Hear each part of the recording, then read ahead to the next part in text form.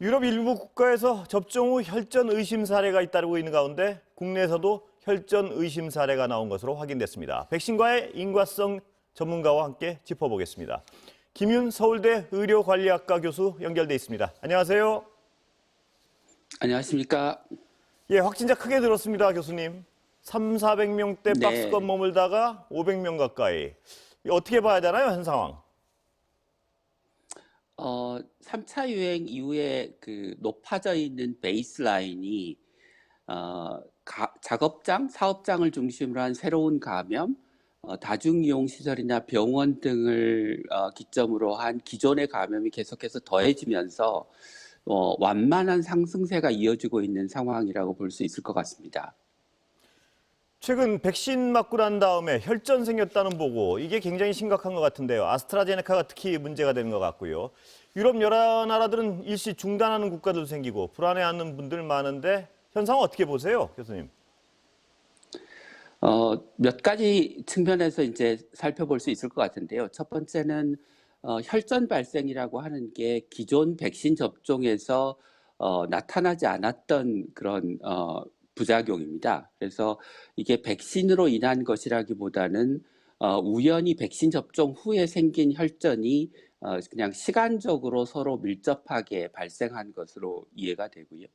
또 다른 측면에서는 만약에 이게 새로운 백신이라 혈전 발생이라고 하는 부작용을 새로운 백신이 만들어냈다고 한다고 하더라도 그렇다면 지금 유럽 전역을 포함한 여러 국가에서 광범위하게 아스트라제네카 백신의 접종이 이루어지고 있는 상황이기 때문에 문제가 됐던 뭐 오스트리아나 덴마크와 같은 국가 이외에 다른 국가에서도 발생을 해야 되는데 다른 국가에서는 그런 사례들이 지금 보고되지 않고 있습니다.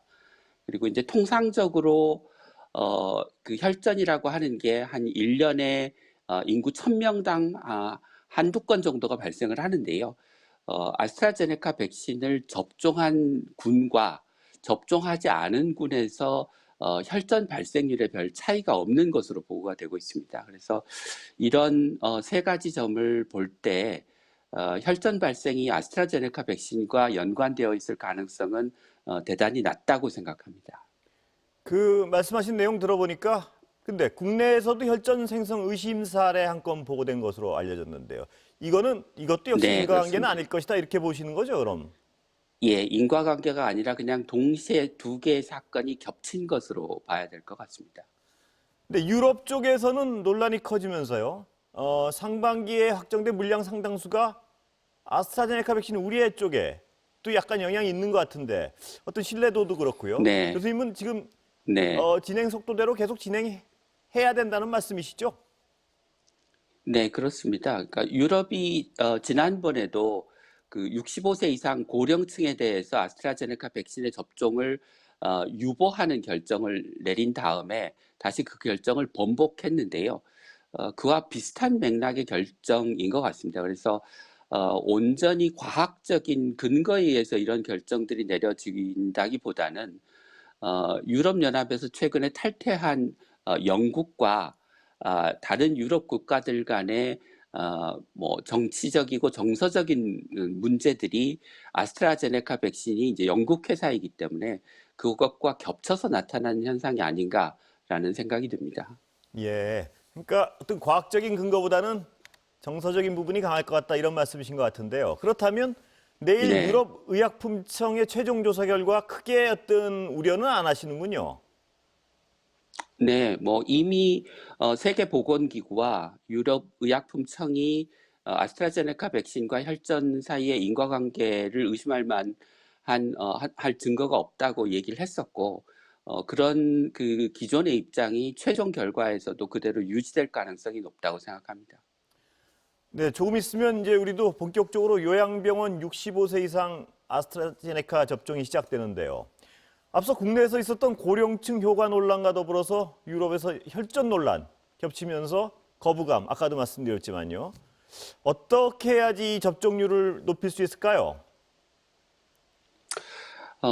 아스트라제네카 백신을 둘러싼 그 불안감을 그 고령층 노인분들이 갖지 않도록 하는 게 중요할 것 같고요. 그렇게 하기 위해서는 방역 당국과 관련 전문가의 말에 신뢰를 기울여 주셔야 될 것 같습니다. 그래서 뭐 가짜 뉴스나 또는 가능성이 희박하지만 뭐 개연성이 있는 그런 주장들의 귀를 기울이시기보다는 신뢰할 수 있는 방역 당국 전문가의 말에 귀를 기울여 주시면 좋을 것 같습니다.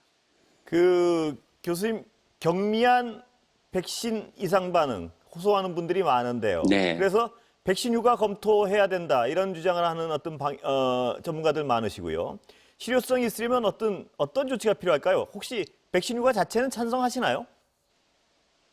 예, 저는 찬성합니다. 그러니까 선진국 같은 경우는 이미 유급병가, 그러니까 아플 때 쉴 수 있는 그런 휴가 제도가 제도화돼 있어서 그런 제도를 활용하면 백신 휴가를 따로 만들지 않아도 충분히 효과를 낼 수 있는데요.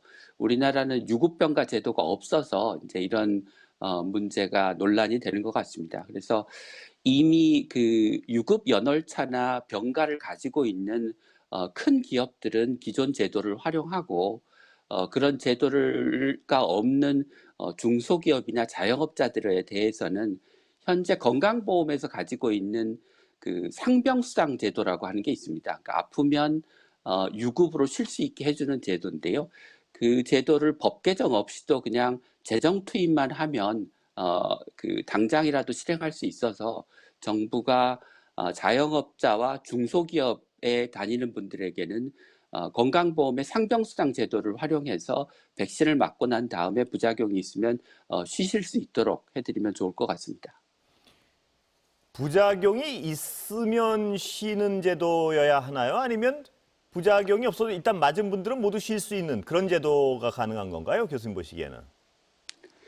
이게 비용이 수반되는 것이기 때문에 모든 사람들이 다 쉬도록 하면 좋기야 하겠지만 굉장히 많은 재정이 투입이 될 거라고 생각합니다. 그래서 우리가 가진 재정의 한계를 생각하면 좀 심각한 부작용, 참기 어려운 부작용이 있는 분들에 한해서 백신 휴가를 갖도록 하는 게 바람직할 것 같습니다.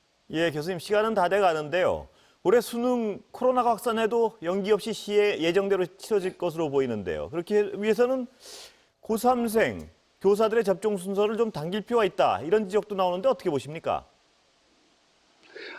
원래 그 고등학생들이 이제 3분기, 그러니까 7, 8, 9월에 접종을 하도록 되어 있는데, 그 수능이나 또는 학생들의 학업에 대한 지장 같은 것들을 고려할 때, 여름방학 중에 2차례 접종이 다 이루어질 수 있도록 하면 좋겠다라고 하는 게 현재 교육부의 입장인 것 같습니다. 그래서 그 접종 기간을 대폭 조정하는 게 아니고 부분적으로 조정해서 뭐 한 달 또는 한 달 반 정도만 그 일정을 조정하면 고3 수험생들이 올 여름방학 내 접종을 할 수 있을 것 같아서 큰 문제 없이 시행할 수 있지 않을까 싶습니다. 네, 교수님 오늘 말씀은 여기까지 듣겠습니다. 말씀 감사합니다. 네, 고맙습니다.